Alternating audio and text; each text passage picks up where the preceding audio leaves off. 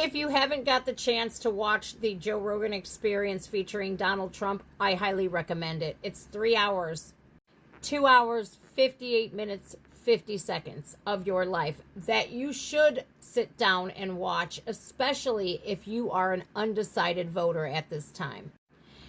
You know what Joe Rogan did last night? And Flagrant and whatever podcast that Donald Trump is going on lately, it's humanizing him. It's giving people the opportunity to get the truth without mainstream media bias. Listening and watching Donald Trump speak. You know, you guys, this is a human being. And I firmly believe that so many people in this country and the world just completely dehumanized this man. And it's not fair. Because if you look back 9 years ago to The View even, The View, they were begging him to come on, hugging him. Joy Behar was hugging him, Whoopi Goldberg. But the very second he came out as a Republican, they turned their backs on him.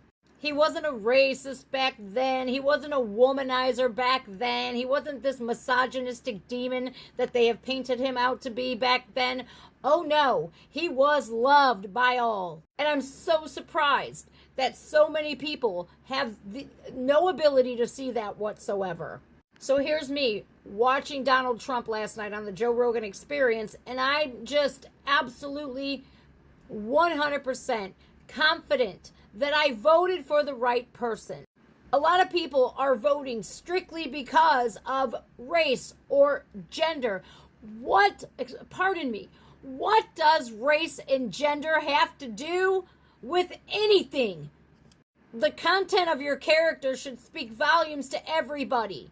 And for the fact that they have gone after Donald Trump the most, had he not come out as a Republican, you have to ask yourself, would it all be the same if Donald Trump was still a Democrat? And so here's me watching Donald Trump on the Joe Rogan podcast going, I voted for the right person. Yes, I did. And I could sleep good at night knowing this. And people ask me, why? Why do you support this man so much despite all of these felonies and these accusations? Because you have to consider the source. They're trying everything they can. This latest stuff that Kamala Harris said about him is absolutely unforgivable, and it should disqualify her from running for president. To compare this man to the person that was responsible for killing millions of people, are you fucking kidding me? Just when I think the Democrats and the left can't stoop any lower, they do. They prove me wrong every time. And so people always ask me, why do you support this man? And I'm going to tell you right now, because I have a personal invested interest in Donald Trump being our president again. And if you were in my shoes, you'd say the same damn thing. Given the fact that Donald Trump signed the First Step Act while he was president, doing more for justice reform than any modern day president, I had some felonies hanging over my head, preventing me from doing the things that I love the most. Like, everybody has a past, everybody's made mistakes, but if you've learned from those mistakes and become a better person because you have learned from those mistakes, speaks volumes about your character. So anyways, these non-violent felonies that I had hanging over my head for over a decade were expunged, my record sealed, because of Donald John Trump. And because of that, I am personally indebted to that man. So you bet your ass I voted for him, and I went and voted early. I feel like it was a personal choice of mine, and I had to look past all of the propaganda that they're throwing. Abortion bans, Hitler, No. I had to look past that and go, this man gave me my future. My past, it already got stolen away. My present and my future, he gave that back to me. And I'm not the only one either. I'm pretty sure that everybody who benefited from the First Step Act is voting for Trump. And if they're not registered to vote, they better hurry up. This election is by far the most important election of our fucking lifetime. This is crucial for not only the survival of the Americans and the United States of America, but world peace literally depends on Trump getting back in office. You can't dispute the fact that we had no new wars under Donald Trump. You can't dispute that.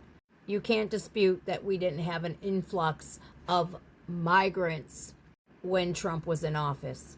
You can't dispute that things were a whole lot cheaper and we were doing a whole lot better. Now he's saying he's going to abolish income tax. Do you know how huge that would be? And don't say it's not possible, because it's plenty possible. And he's going to tariff the shit out of all of these countries that are taking away from all of us. And what I'm so worried about the most isn't the fact that Donald Trump's going to get the popular vote or the electoral college votes. Nah, that doesn't scare me. Do you know what does? The VP is the president of the Senate. Guess who certifies the election? None other than Kamala Harris. Given the fact that Kamala's calling Trump Hitler, do you think that there's any chance whatsoever that she's going to say, you know what, I concede, Donald Trump is the 47th president of the United States of America? Because if she's calling him Hitler yesterday, if you think by November 5th she's going to say, yep, Trump's the president, you're sadly mistaken. And she's going to go down to D.C. the day of the election and she's going to say, I stand on the very same spot that Donald Trump started the insurrection. If you still call January 6th an insurrection, you have a fucking problem. An insurrection is when armed people overtake a government. Guess how many people, Trump supporters, were armed that day? Zero. Nada. None. Zilch. Guess how many police officers lost their lives on January 6th? None. Nada. Zip. Zilch. The only people who lost their lives that day was a gentleman, and I forget his name, and I'm so sorry for his family if you ever get to watch his, Roseanne Boylan and Ashley Babbitt. But you people on the left have a serious problem when anybody else gets shot and killed by police when they're unarmed, but not Ashley Babbitt, a United States veteran. You see, January 6th was nothing but a protest that got out of control by instigators.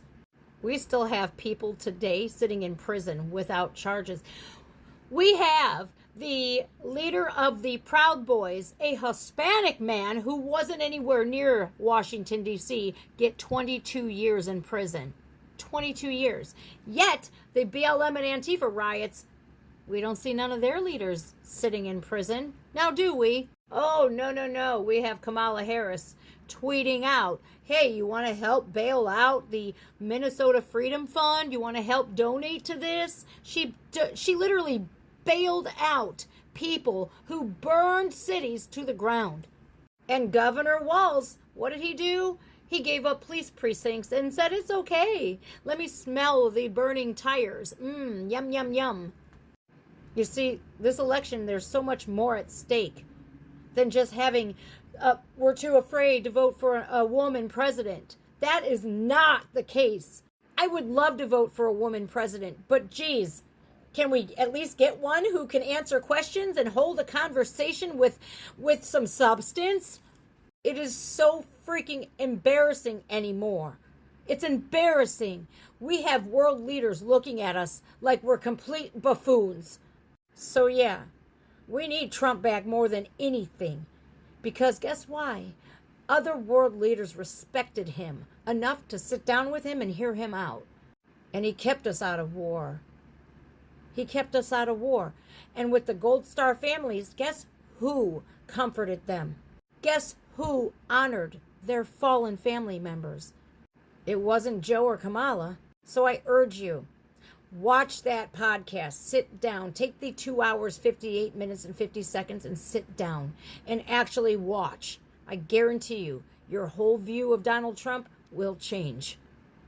And if it doesn't, I'm sad to say, you're too far gone.